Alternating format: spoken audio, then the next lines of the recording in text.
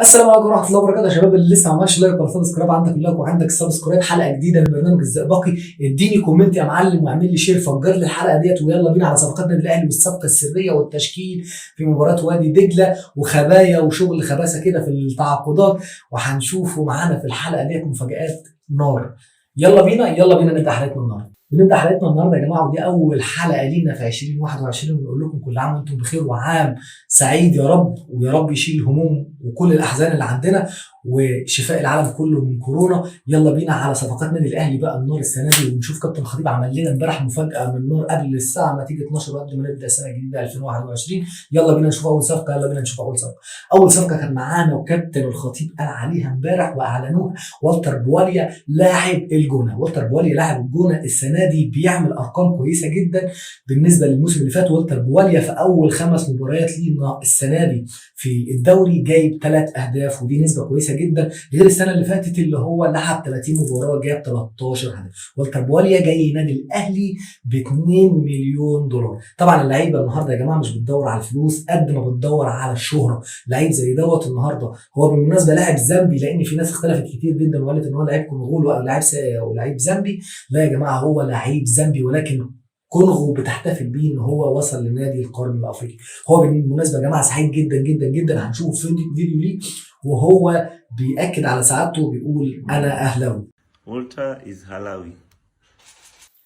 الصفقه تمت كالاتي: ان نادي الجونه هياخد لعيب احتمال كبير جدا، والكلام انتهى ان العربي بدر هو اللي رايح نادي الجونه، وان والتر بواليا هيدفع له 1,000,000 دولار كقيمه عقد، والمليون الباقيين هيدفعوا على مدار السنه بالتقسيط، كل فتره كده دفعه على مدار السنه بالكامل. وطبعا الصفقه دي كانت في نص الليل، وانا بحب جدا جدا الصفقات اللي هي نص الليل ديت ومحدش يعرف عنها حاجه. كنت بتتفاجئ ان والتر بواليا نزلت صورته، وتوفيق عمل معانا الصح جدا بالامضاء في نص الليل كده وفرحنا بالسنه الجديده. لعيب كان منتظراه جماهير النادي الاهلي والناس كلها اتكلمت عنه، بالرغم ان السنه دي ارقام مهاجمين النادي الاهلي ممتعه وجميله جدا جدا هنتعرف عليها لما نقول تشكيل النادي الاهلي النهارده لمباراه وادي دجله. الصفقه الثانيه للنادي الاهلي اللي دخل فيها وهيعلن عنها بعد مباراه وادي دجله هو احمد سمير، جناح طلائع الجيش. احمد سمير تخصص اهداف في نادي الزمالك، اللعيب اللي في اخر ماتش مرمط لعيبه الزمالك، اللعيب اللي هو حريف جدا، بس مشكلته حاجه واحده: ان هو بيتحط في التايتل واحد مع احمد الشيخ. اللعيب دوت مهاري جدا جدا، بيعتمد على المهاره اكتر من التسليم والتسلم. بس في ميزه بتفرقه عن كابتن احمد الشيخ، ان هو ما بيستسلمش المدافع، دايما بيعافر، دايما بيحارب ان هو يوصل لهدفه. احمد سمير طبعا هيجي نادي الاهلي لمده موسمين، ومعاه مقابل مادي زائد لعيب اعاره لنادي طلائع الجيش. ونادي طلائع الجيش بيشترط سعد سمير على اداره النادي الاهلي ان هو ياخده مقابل احمد سمير ومقابل مادي، وطبعا النادي الاهلي رافض المبدا ده تماما تماما. النادي الاهلي مش عايز يفرط في اي لعيب قبل كاس العالم للانديه اللي هيبقى في فبراير القادم باذن الله. طبعا كان في صفقه كده معرفش انتهت ولا لا. النادي الاهلي كان بيفاوض عبد الرحمن مجدي لعيب الاسماعيلي ولاعب منتخب مصر. كان بيفاوضوه طبعا يا جماعه الفتره اللي فاتت ديت، بس ما اعرفش الحقيقه لحد امبارح توقفت المفاوضات ام لا. بس لعيب برضه مقاتل وبيحارب على الكوره وما بيستسلمش بسهوله. طبعا في دوري زي الدوري المصري السنه دي يا جماعه لازم كل واحد يحضر اسلحته، ولازم النادي الاهلي يبقى مستعد تمام، لان ما بقاش منافس واحد زي كل سنه ونغلبوه ويطلع من الدور الاول وخلاص ينتهي الموضوع على كده. لا لا، بص يا جماعه، السنه دي بقت في اسماء تخوف في الدوري المصري. بقى في نادي الجونه على قمه الدوري المصري، بقى في نادي الاهلي تاني والحاصل على لقب الدوري المصري يقع في المركز الثاني.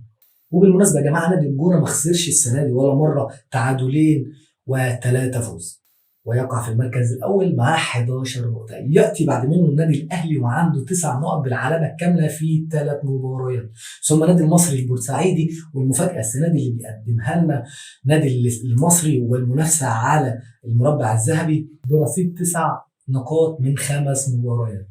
طبعا عشان فرق الاهداف بينه وبين نادي الجونه وفرق المباريات والاهداف بينه وبين النادي الاهلي بيقع المصري في المركز الثالث. ياتي نادي الزمالك واللي لعب السنه دي 3 مباريات ونادي الزمالك طبعا عارفين ان هو تعادل مباراه وفاز في مباراتين، عنده 7. وطبعا في المركز الخامس عندنا مفاجاه السنه دي، واللي انا متوقع ان هو هيبقى الحصان الاسود للبطوله، سيراميك كليوباترا. وسيراميك كليوباترا لسه له مباراتين وعنده 6 نقط السنه دي، خسر مباراه وحيده وفاز في مباراتين.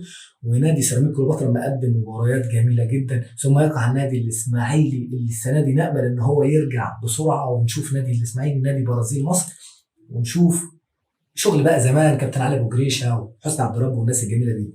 طبعا قبل ما نتكلم عن تشكيل النادي الاهلي النهارده في مباراه الجونه، هنقول ملحوظتين صغيرين. السنه دي نادي الاهلي لعب 3 مباريات. وعشان ننهي طبعا ملف الصفقات ونقول ان النهارده اخبار ان طه ياسين الخنيسي يقترب من سان داونز.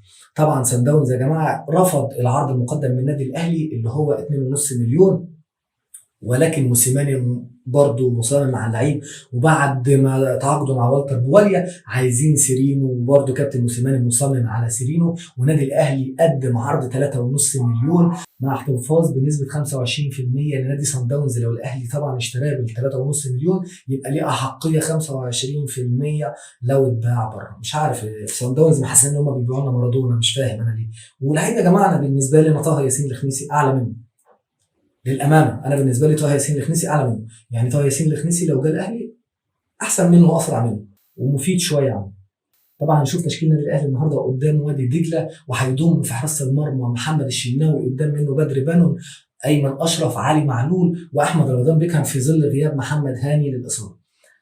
طبعا كابتن محمد هاني كورونا بتبعد حوالي 7 لعيبه من النادي الاهلي، وده رقم طبعا يخوف كابتن موسيماني. ما عندوش البودره اللي تقدر يعني تسعفه في المباراه بتاعت النهارده. ولو احنا مثلا يعني ممكن تقول ان هي مباراه سهله من وجهه نظرك كنادي وادي دجله، لكن السنه دي ما فيش حاجه اسمها نادي سهل ونادي صعب. زي ما اتفقنا ان هو يمكن ان يكون الدوري الاصعب والاشرس في تاريخ الكره المصريه السنه دي باذن الله. طبعا قدام منه اليو ديانج وحمدي فتحي، قدام منهم حسين الشحات ووليد سليمان، ومعاهم في خط الهجوم صلاح محسن. طبعا النهارده بيتسو موسيماني بيحط احمد ياسر ريان في الصوره، لعل احمد ياسر ريان يعني يثبت نفسه ويبقى ورقه مع كابتن بيتسو موسيماني في كاس العالم للانديه، لان احنا اتفقنا ان في 2 لعيبه مستني كابتن بيتسو موسيماني ان هو ياخدهم عشان يكمل ال 23 لاعب اللي هيلعبوا في كاس العالم للانديه. نتمنى طبعا التوفيق للجميع والتوفيق للنادي الاهلي النهارده، وان شاء الله نشوف مباراه ممتعه. واستنونا في حلقه بكره في نفس الميعاد الساعه 8 مع الزئبقي. ما تنسوش الكومنتات، هنستنى كومنتاتكم وهنرد على كل كومنت زي ما عودتكم، والشير. والسلام عليكم ورحمه الله وبركاته.